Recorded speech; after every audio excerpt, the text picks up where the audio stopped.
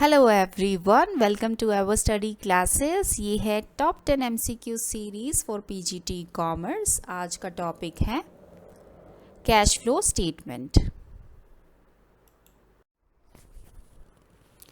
Question start करने से पहले ये है आपके लिए एवर स्टडी के courses for PGT commerce, DSSB PGT commerce, UP PGT TGT commerce and HPSC PGT commerce.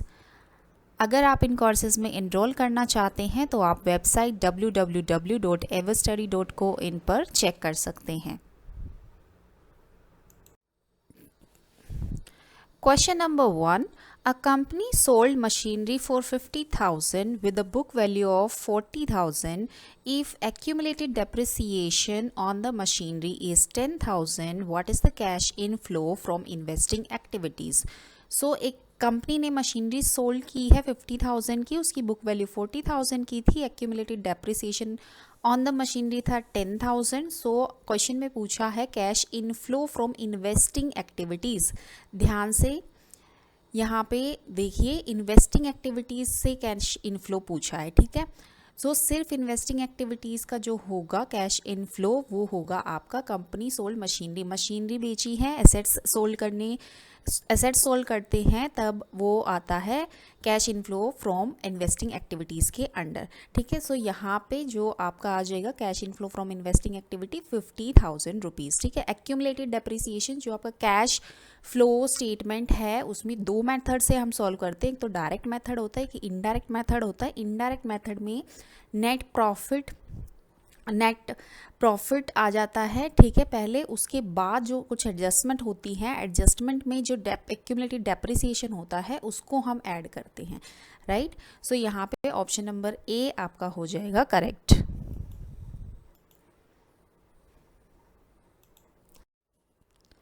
Question number 2, a company has cash flows from operating activities of 5 lakh. It pays dividends of 1 lakh and repays a loan of 2 lakh. What is the net cash from financing activities? Financing activities का सिर्फ आपसे पूछा है net cash from financing activities कितना होगा। सो operating activities का इसमें 5 लाख है, राइट। सो डिविडेंड पे किया, so it will come under financing activities, right. Payment की है तो ये माइनस में आ जाएगा 1 lakh and repay a loan. So यहाँ पे भी पेमेंट हुई है तो कैश आउटफ्लो हुआ है, सो 2 लाख रुपीज़ का। सो 2 लाख और 1 लाख, तो टोटल 3 लाख का outflow from cash from operating activity. So option number A is the correct answer.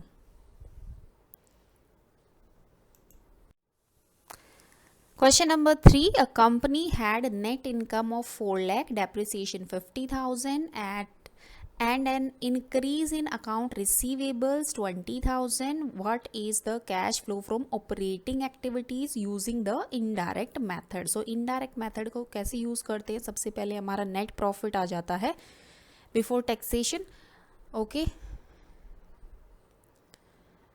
Net profit और net income you can say, right. So यहाँ पे 4 लाख है नेट इनकम। तो डेप्रिसिएशन को हम क्या करते हैं, डेप्रिसिएशन को ऐड कर देते हैं, 50,000 डेप्रिसिएशन है। फिर इंक्रीज इन अकाउंट रिसीवेबल, सो इसको हम लेस कर देते हैं 20,000। तो आपका आंसर कितना निकल के आ जाएगा, 4,30,000, right. Option number B is the correct answer.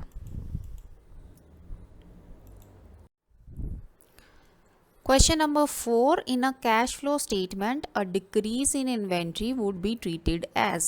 So cash flow state में अगर inventory decrease होती है तो उसका मतलब क्या होता है, उसका मतलब होता है आपकी ऑपरेटिंग एक्टिविटीज़ में कैश इनफ्लो हो रहा है, ठीक है। स्टॉक डिक्रीज हुआ मतलब आपका स्टॉक सेल हो रहा है, तो cash inflow from operating activities. Option number A is the correct answer.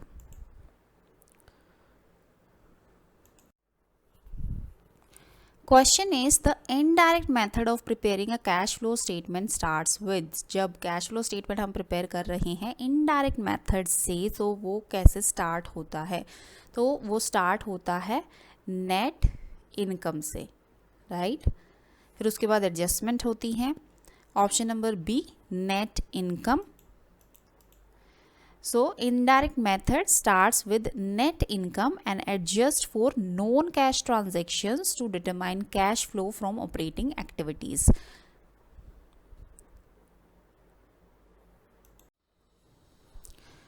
Next question, depreciation is added back to net income in cash flow statement prepared under the indirect method. So जब हम indirect method use करते हैं उसमें क्या करते हैं, net income से start होता है वो, फिर उसके बाद डेप्रिसिएशन हम उसको उसमें ऐड बैक कर देते हैं. क्यों करते हैं? क्योंकि it is a non cash expense. So depreciation is a non cash charge होता है जो नेट इनकम को रिड्यूस करता है, लेकिन कैश फ्लो पे इसका कोई इम्पैक्ट नहीं होता. सो इसलिए इसको ऐड बैक करते हैं while calculating cash flow from operating activities. Option number C.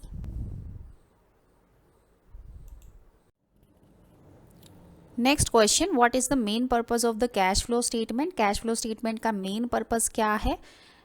To evaluate the company's liquidity and cash ability, cash generation ability. So company की लिक्विडिटी और कैश जनरेशन एबिलिटी को इवेल्युएट करना. Option number B is the correct answer. That is the main purpose of the cash flow statement. Next question, in a cash flow statement a positive cash flow from operating activities indicates. जब cash flow statement हम maintain कर रहे हैं उसमें जो cash flow from operating activities अगर positive आता है तो उसका क्या मीनिंग होता है और वो क्या इंडिकेट करता है? ये इंडिकेशन होता है कि जो कंपनी है अपने जो कोर ऑपरेशंस है उसको इफेक्टिवली मैनेज कर रही है. Right. So option number B, the company is effectively manage its core operations is a indication of a positive cash flow from operating activities.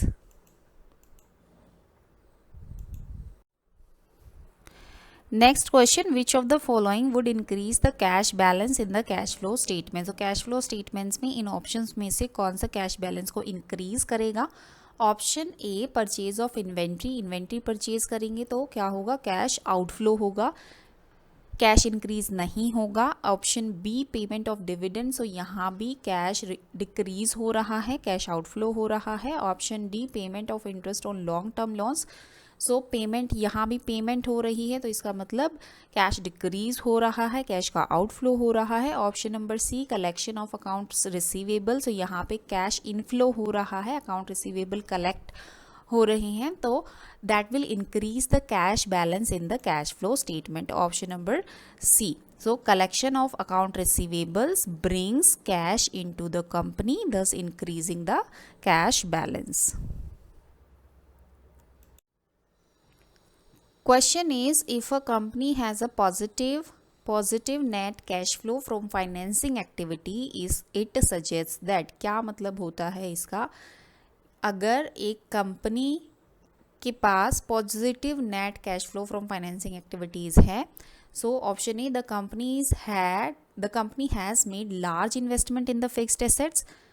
Option B, the company has raised funds from debt or equity. Option C, the company is highly profitable. Option D, the company has decreased its working capital. So positive net cash flow होना financing activities का मतलब होता है कि जो company है वो fund raise कर रही है थ्रू डेट और equity. Option number B is the correct answer.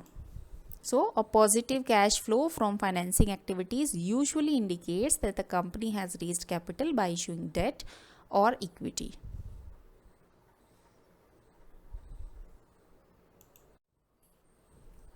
So this is your homework question. Question, when preparing a cash flow statement, which of the following items is subtracted from net income under the indirect method? So इनमें से कौन सा option ऐसा है जब हम indirect method use करते हैं कैश फ्लो स्टेटमेंट को प्रिपेयर करते टाइम, सो नेट इनकम में से कौन सा ऑप्शन subtract होगा? Right. So do let me know the answer in the comment section below.